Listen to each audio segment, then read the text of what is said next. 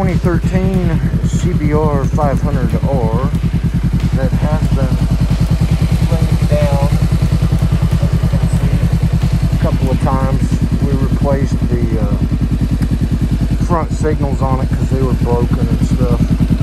But really, considering it's been laid down, I mean, not too shabby, you know, really not bad. We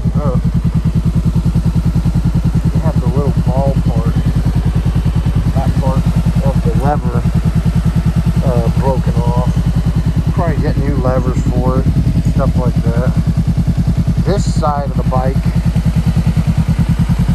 is immaculate. There's nothing wrong with this side at all.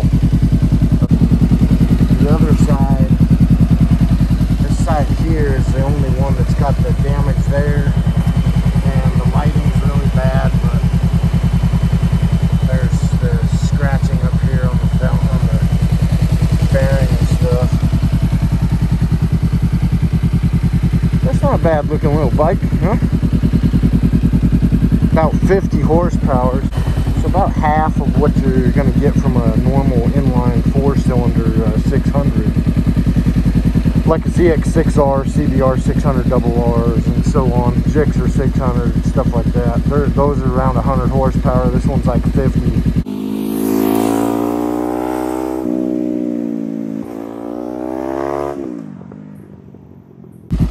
But it's still more than like a Ninja 300 or any of your god-awful 250s that are out there that won't even get you down the highway, really. I took this thing out myself and gave it everything it had in a full tuck just to see, and I got it up to 119 miles an hour, and it would not break 120. It was like 119, 119, 118, 117, 118, 119, 119. That was it. Like 120. If you're smaller than me, I'm only 200. I'm about 240 pounds.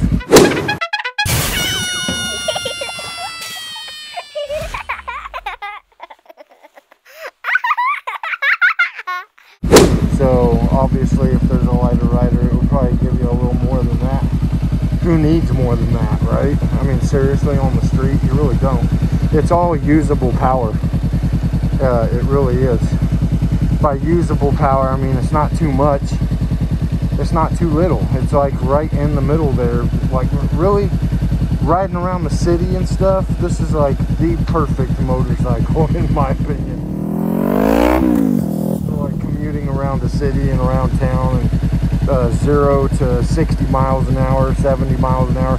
You even got enough to get up on the expressways, tollways, stuff like that, because it'll do 80, 85 all day long easy with enough power to get you all the way up to 120 for passing power. So, you know, this is actually my kid's bike. He's 14. I'm teaching him how to ride, and but he won't be 15 where he can get his provisional license until next year. So we have a year to teach him. So, you know, I actually spoke to someone, you know who you are, about borrowing this for the summer, because a friend of ours had the unfortunate loss of her bike, and doesn't have a bike currently, and can't really afford to get one right now. So the problem I have run into is shipping, and the cost just to get it up that way was $689, and that's just one way to get it up there, and it would have to come back, which means another, you know, $700. You're looking at roughly $1,400 to ship a bike back and forth so someone could borrow it, from which I